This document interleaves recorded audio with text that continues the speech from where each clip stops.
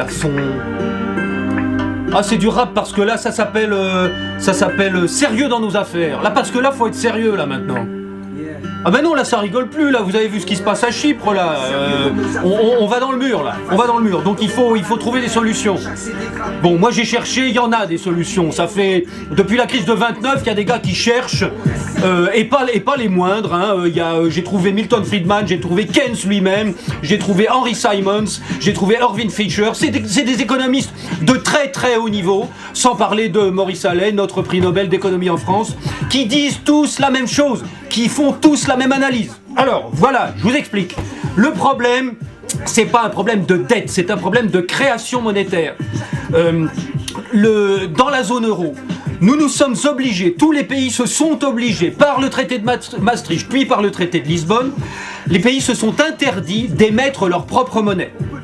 Pour avoir de la monnaie, on est obligé de l'emprunter sur les marchés financiers parce que la BCE n'est pas un institut d'émission. Nous n'avons pas de monnaie souveraine. Bon. Pour créer de l'euro, il faut obligatoirement que quelqu'un l'emprunte. Que ce soit un particulier, que ce soit une entreprise, que ce soit un État, il faut obligatoirement, pour qu'il y ait de la monnaie dans l'économie, que quelqu'un l'emprunte.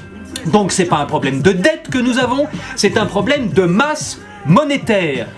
Quand il y a suffisamment d'argent dans l'économie, l'activité possible est effectuée. Quand il n'y a pas suffisamment d'argent dans l'économie, l'activité possible n'est pas réalisée. C'est-à-dire que quand il y a suffisamment d'argent dans les poches des gens, le gars qui a son restaurant est plein parce que les gens viennent au restaurant. Si son restaurant est plein, il rajoute des tables ou il embauche des serveurs et tout va bien. Si les gens n'ont pas d'argent dans les poches, le restaurant est vide et le gars licencie. C'est comme ça que ça se passe. Masse monétaire, quantité d'argent dans les poches des gens, signifie, s'il y en a assez, bonne activité, s'il n'y en a pas assez, chômage, crise, récession. Bon, ça, faut que ce soit clair, faut qu'on comprenne ça une bonne fois. C'est pas une question de dette, d'économie, d'austérité, c'est une question de quantité de monnaie. Bon, alors, qu'est-ce qui se passe en ce moment ? Je regarde parce que là j'ai fait des notes là pour une fois, j'ai pris des notes là pour une fois parce que bon il y a un raisonnement derrière tout ça. Qu'est-ce qui se passe à Chypre en ce moment et qu'est-ce qui risque de se passer dans l'ensemble de la zone euro ? Ce qui est en train de se passer, c'est que les entreprises, les ménages et les États ont donc été obligés de s'endetter pour subvenir aux besoins monétaires de chacun des pays. Bon, les États en particulier, pour que les gens puissent aller au boulot et avoir des emplois, ils ont été obligés d'emprunter de la monnaie. Donc ils se sont endettés à ras de la gueule.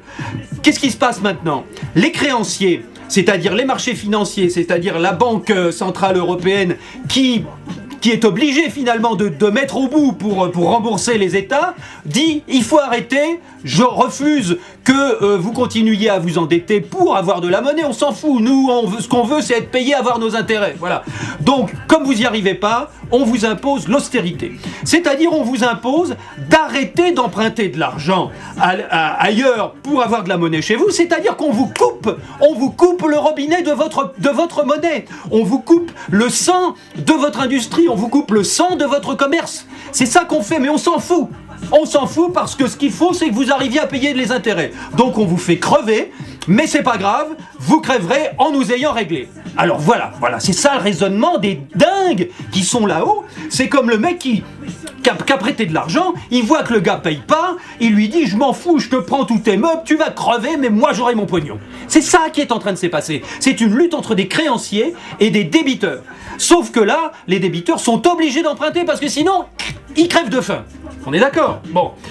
Alors, la menace que l'Europe, c'est-à-dire, c'est pas l'Europe, c'est pas nous, c'est pas les peuples, c'est les créanciers, c'est le FMI, c'est la Commission européenne et c'est la Banque Centrale Européenne. La menace qu'ils sont en train de faire subir, le chantage monstrueux qu'ils sont en train de se faire subir à Chypre et qui sont capables de faire subir à l'Europe tout entière juste pour continuer à percevoir leur loyer sur la monnaie, le chantage qu'ils font, c'est « vous êtes en faillite ». Vous êtes en faillite, voilà, puisque vous n'arrivez pas à nous payer, c'est que vous êtes en faillite. Donc on vous met en faillite et on vient prendre directement vos meubles. On vient chez vous, on envoie les huissiers, on ferme le robinet, on vous asphyxie, et en plus on vient vous prendre ce que vous aviez économisé. C'est ça qui est en train de se passer. Bon, alors, c'est pas la solution. Elle est étudiée, elle est connue depuis 1930, les années 30, quand des grands cerveaux ont analysé ce qui s'était passé pendant la crise de 1929. C'est-à-dire exactement la même chose. Il y avait eu de la création monétaire à outrance par le crédit, évidemment, donc le boom économique, mais il y a un moment, plus personne ne peut emprunter et plus personne ne peut rembourser les intérêts sur la dette monétaire. Donc évidemment, il y a un moment où il faut rembourser, où on ne peut plus rembourser. Et là, c'est la faillite. Et là, évidemment, les gens, tous les gens qui se sont endettés continuent à rembourser, ce qui enlève encore de la monnaie dans la masse monétaire, ce qui crée encore de la faillite, ce qui crée encore de la récession, ce qui crée encore du chômage. Quand il n'y a plus de monnaie, on a beau avoir des trucs à vendre, si le gars en face il n'a plus rien dans ses poches, comment il fait pour acheter? Il n'y a pas d'activité forcément. Bon, donc, quelle est la solution? La solution, c'est de réinjecter de la monnaie dans la masse monétaire, c'est de redonner de l'argent dans les poches des gens, c'est de relancer l'activité. Bon, notez bien que là, je me place dans un système existant. Je ne remets pas en cause l'existence de l'État. L'État est normalement l'émanation de la souveraineté populaire.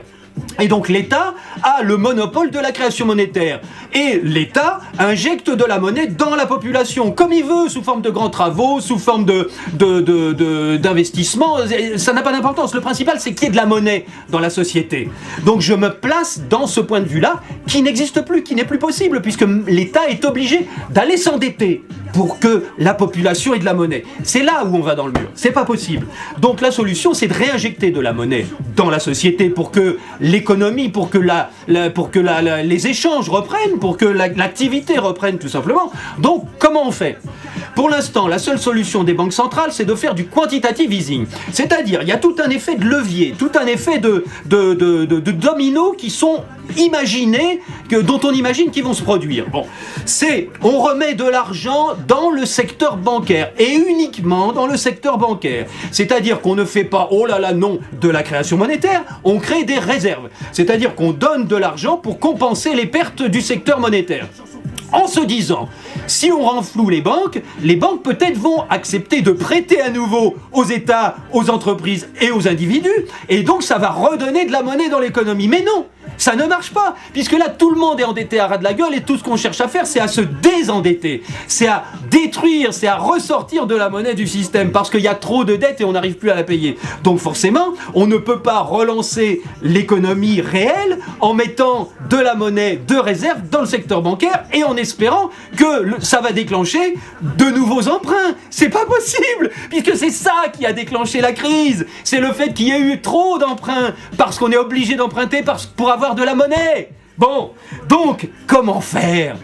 Bon, la solution, elle est étudiée depuis très longtemps. Elle est précise depuis très longtemps. Je vous l'ai dit au début, Milton Friedman en a parlé. Il a parlé d'hélicoptère-monnaie, donner de la monnaie, créer de la monnaie pour la relancer directement dans le flux de la dépense, dans le flux du revenu.